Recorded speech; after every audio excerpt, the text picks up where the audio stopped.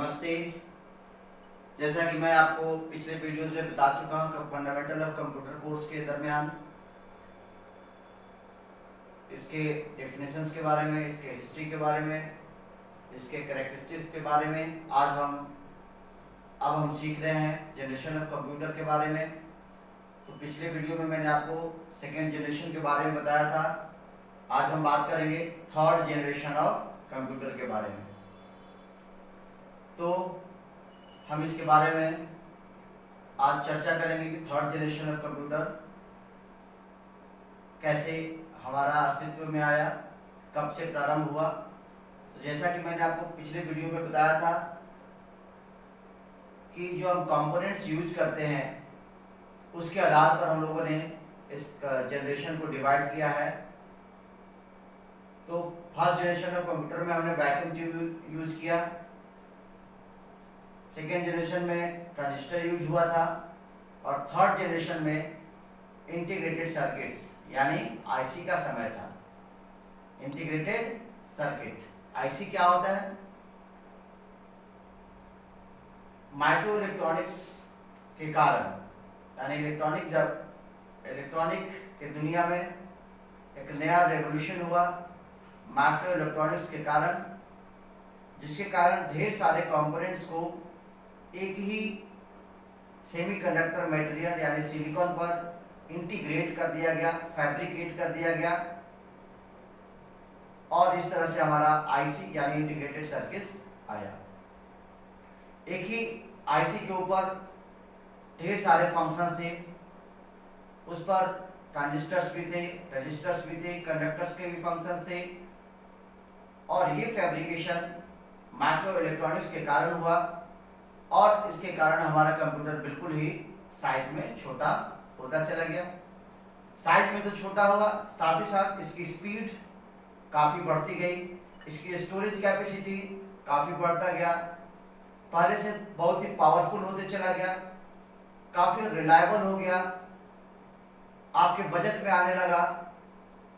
ये खास बातें थे आईसी के कारण जो हमारा थर्ड जनरेशन स्टार्ट हुआ। तो देखते हैं डिटेल में इसके बारे में। यूज ऑफ आईसीस यानी integrated circuits define the third generation of computers, यानी थर्ड जनरेशन को डिफाइन किया आईसी ने। जैसे ही हमारे कंप्यूटर में आईसी का यूज होने लगा, हमारा थर्ड जनरेशन स्टार्ट हो गया। In an integrated circuit, the components such as transistors, resistors and conductors are fabricated on semiconductor material such as silicon। यानी सिलिकॉन जो कि एक सेमीकंडक्टर मटेरियल है, उसका कंस्ट्रक्शन इस तरह से काम किया गया कि इसमें अलग अलग पिन होते थे, लेग्स होते थे, ढेर सारे लोग लेग्स होते थे, पिन होते थे और उन पर अलग अलग तरह से हम लोग आउटपुट लेते थे। तो इस आईसी ने हमारा थर्ड जनरेशन को स्टार्ट किया। आगे initially ICs are made up with SSI technology. प्रारंभ में शुरू में जो आईसी बना उसमें स्मॉल स्केल इंटीग्रेशन टेक्नोलॉजी को यूज किया गया। जैसा कि मैं पहले भी के वीडियोस में आपको बता चुका हूं, एसएसआई टेक्नोलॉजी में 10 to 20 components are fabricated on a single chip, यानी एक सिंगल चिप के ऊपर 10 से 20 इलेक्ट्रॉनिक कंपोनेंट जैसे ट्रांजिस्टर्स, रजिस्टर्स एक्सेट्रा को मिला करके एक छोटा सा चिप बनाया गया। लेकिन विद एडवांसमेंट इन टेक्नोलॉजी, यानी जैसे ही हमारा टेक्नोलॉजी एडवांस हुआ, later with the advancement in technology ICs are made up with MSI technology, यानी जो आईसी है मीडियम स्केल इंटीग्रेशन के through up to 100 components are fabricated on a single chip. यानी हमारा जो एसएसआई टेक्नोलॉजी था MSI technology में convert हुआ और हमारा जो चिप है more than 100 components are fabricated on a single chip. तो ये हमारे थर्ड जनरेशन का खास बात था IC. Third generation computers are more powerful. जाहिर सी बात है किसका सर्किटरी रिक्वायरमेंट, जिसका सर्किट था वो एक दूसरे के नजदीक हुआ, क्लोज हुआ। छोटा सा एग्जांपल मैं बताता हूँ। मान लीजिए कि दो कंपोनेंट्स हैं, उसको जोड़ते हैं तो उसको वायर से कनेक्ट करना होगा।